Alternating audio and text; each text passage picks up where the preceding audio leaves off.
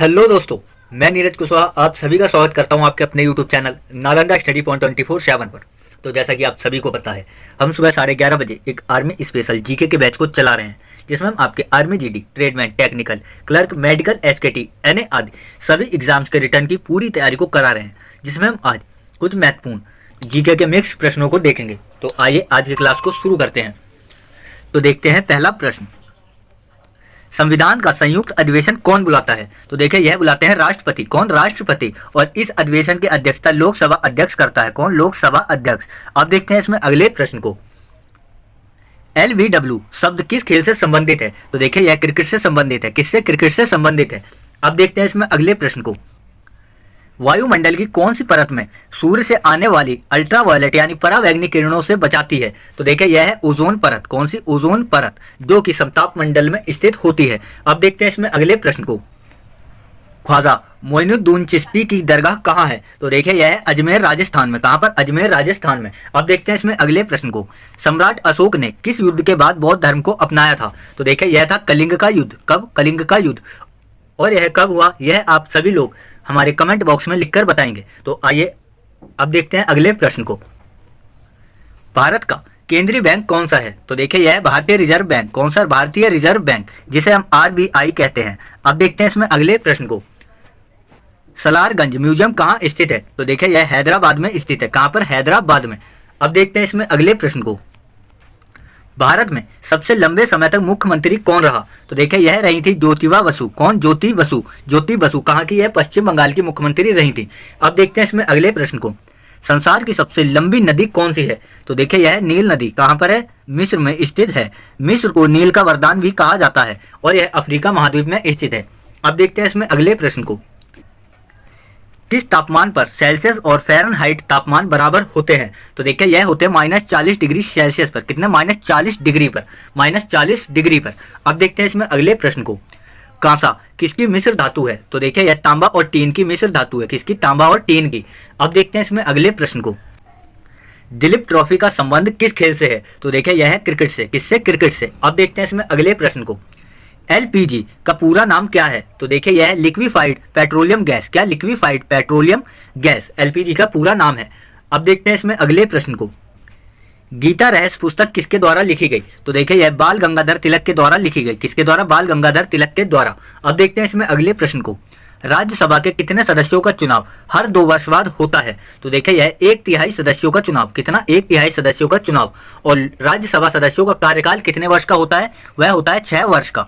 अब देखते हैं इसमें अगले प्रश्न को, अमेरिका की राष्ट्रपति का कार्यकाल कितने वर्ष का होता है? तो देखिए यह होता है 4 वर्ष का। कितना? 4 वर्ष का। अब देखते हैं इसमें अगले प्रश्न को, किस मिट्टी को रेगुर मिट्टी के नाम से भी जाना जाता है? तो देखिए यह है काली मिट्टी। कौन सी? काली मिट्टी। और इसे कपासी मृदा के नाम से भी जाना जाता है। अब देखते हैं इसमें अगले प्रश्न को, लाल मिट्टी का रंग लाल क्यों होता है? तो देखिए यह होता है लौह अयस्क की उपस्थिति के कारण। किसके कारण? लौह अयस्क की उपस्थिति के कारण। अब देखते हैं इसमें अगले प्रश्न को, भारत के कितने प्रतिशत क्षेत्रफल पर खेती होती है? तो देखा यह है 51% क्षेत्रफल पर। कितने? 51% पर।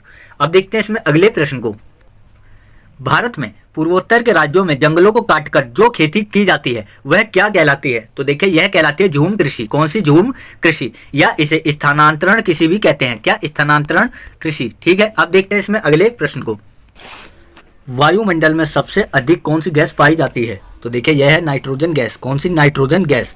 अब देखते हैं इसमें अगले प्रश्न को, वायुमंडल का स्थायी तत्व क्या है? तो देखिए यह है जल वाष्प। क्या है? जल वाष्प। यह वायुमंडल का स्थायी तत्व है। अब देखते हैं इसमें अगले प्रश्न को, पृथ्वी का वायुमंडल किसके द्वारा गर्म होता है? तो देखिए यह विकिरण के द्वारा गर्म होता है। किसके द्वारा? विकिरण के द्वारा। अब देखते हैं इसमें अगले प्रश्न को, वायुमंडल में कौन सी अक्रिय गैस सबसे अधिक है? तो देखिए यह है आर्गन। कौन सी? आर्गन। और यह 0.93% वायुमंडल में उपस्थित होती है। अब देखते हैं इसमें अगले प्रश्न को, कौन सी गैस ग्रीन हाउस प्रभाव के लिए उत्तरदायी है? तो देखिए यह है कार्बन डाइऑक्साइड। कौन सी गैस? Carbon dioxide, CO2। अब देखते हैं इसमें अगले प्रश्न को, सूर्य की तीव्र किरणों के झुलसने से कौन सी गैस हमारी रक्षा करती है? तो देखिए यह है ओजोन गैस। कौन सी? Ozone gas. अब देखते हैं इसमें अगले प्रश्न को, भूपृष्ठ से परावर्तित अवरक्त किरणों के अवशोषण के द्वारा भूवायुमंडल के तापमान में वृद्धि की क्रिया को क्या कहा जाता है? तो देखिए इसे ग्रीन हाउस प्रभाव कहा जाता है। क्या? ग्रीन हाउस प्रभाव। अब देखते हैं इसमें अगले प्रश्न को। वायुमंडल में नाइट्रोजन की मात्रा कितने प्रतिशत होती है? तो देखिए यह होती है 78%। कितनी? 78%। अब देखते हैं इसमें अगले प्रश्न को।